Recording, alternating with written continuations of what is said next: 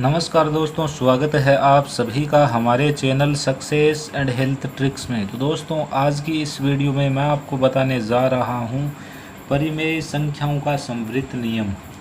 तो वीडियो को स्टार्ट करने से पहले आपसे एक हम्बल रिक्वेस्ट कि आप इस वीडियो को एंड तक ज़रूर वॉच करें।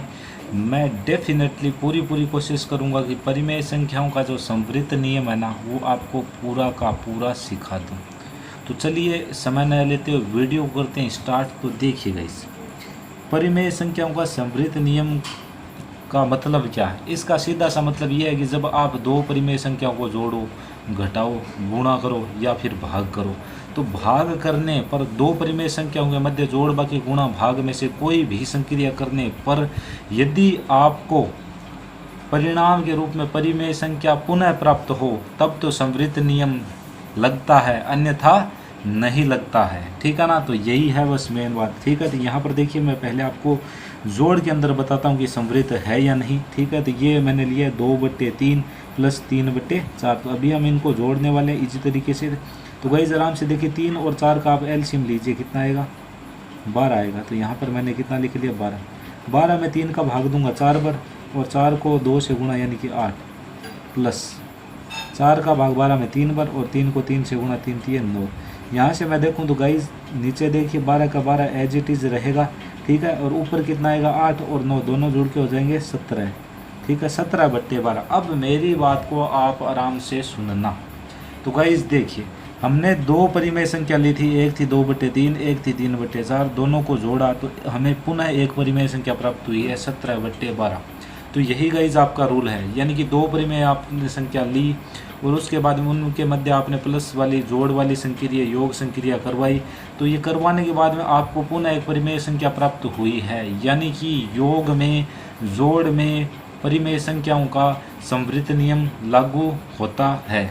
ठीक है। ये बात आपको समझ में आ चुकी होगी। यहाँ से मैंने आपको प्रूव भी करके बता दिया है। ठीक है ना गाइज। अभी हम चलते हैं सेकंड क्वेश्चन की तरफ। तो अगला क्वेश्चन देखिए, यहाँ पर मैं एलसीएम लूँगा 5 और 10 का। तो मेरा एलसीएम यहाँ से आ जाएगा गाइज 10। 10 में 5 का भाग दूंगा 2 बार, और 4 को 2 से गुणा यानी कि 4 दूनी 8, प्लस का प्लस माइनस होता तो माइनस लगा। 10 में 10 का भाग एक बार, 6 का पाड़ा एक बार यानी कि 6 एकम 6। गाइज अभी फिर से बराबर, और नीचे 10 का 10 एज इट इज़ रहेगा, और 8 और 4 कितने होते हैं? 14। ठीक है। अभी आप इनको यदि छोटा करना चाहो तो कर सकते हैं, 2 के पाड़े से कैंसिल करके। तो ये होगा 7 टाइम्स कैंसिल, ये होगा 5 टाइम्स। हमारा जो आंसर है 7/5 है। ठीक है। तो गाइज एक बार फिर से हम देख रहे हैं कि परिमेय संख्याओं का योगफल में समवृत्त नियम लागू होता है। तो गाइज यहाँ पर आप लिख सकते हैं, परिमेय संख्याओं के योग में समवृत्त नियम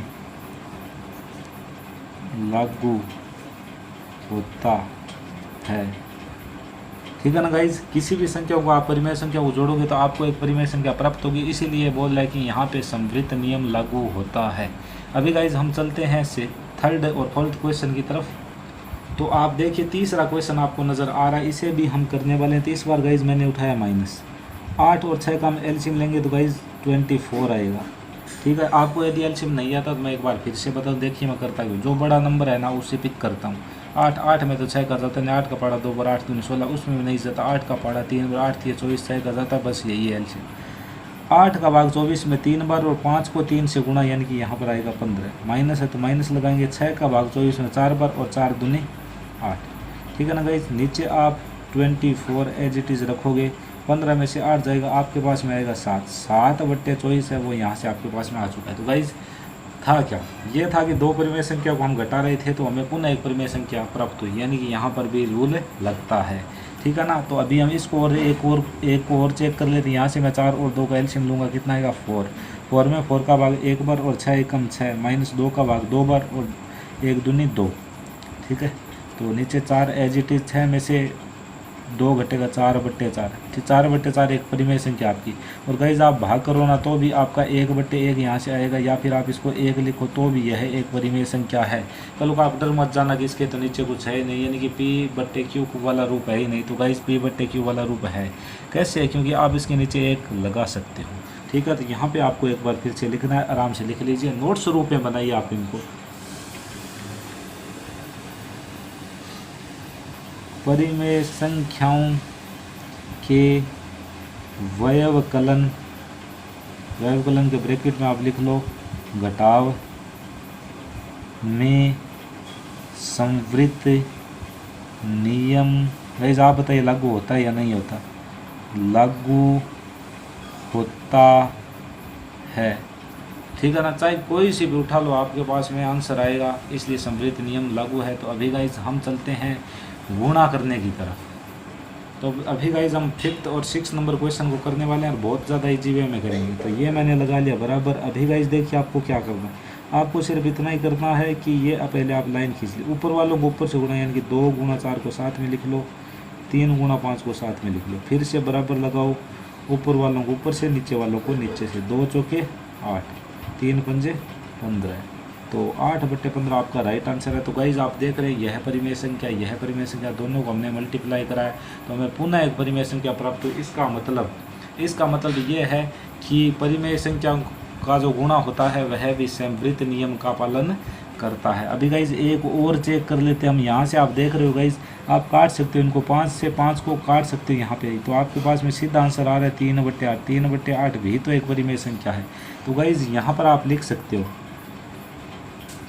परिमेय संख्याएं, ठीक है ना। बिल्कुल आराम से लिखना कि गुणनफल, गुणा को गुणनफल बोलते हैं, गुणनफल में संवृत नियम लागू होता है। अभी गाइज आप बोलोगे कि सर जी आपने भाग का तो चेक करके हमें बताया ही नहीं, तो आपकी बात बिल्कुल सही है, मैं इसे बिल्कुल एग्री करता हूं। तो मैं आपको अभी बताने वाला हूं भाग वाला। तो गाइज 7 नंबर क्वेश्चन हम ले रहे हैं और भाग वाला आप देखना। जैसे मैं ले लूँ 5/2 और डिवाइड 3/4, तब देखना आप आराम से क्या करने वाले। तो होगा क्या, 5/2 एज इट इज़ उतार लेंगे और भाग के चिन्ह को हम गुणा में बदलेंगे, तो ये है ना रिवर उल्टा हो जाएगा, 4 ऊपर चला जाएगा, 3 नीचे। अभी गाइज आपको काटना था, देखिए ये 2 इस 4 को कैंसिल करेगा 2 टाइम्स। अभी आप मुझे बताइए 5 2 10, 10/3। यहाँ से तो आपको दिख रहा है ये कि यह एक परिमेय संख्या है। जी हाँ, मैंने भी मान लिया कि है, ठीक है। अभी आइए एक अलग एग्जाम्पल मैं आपको लेके बताता हूँ।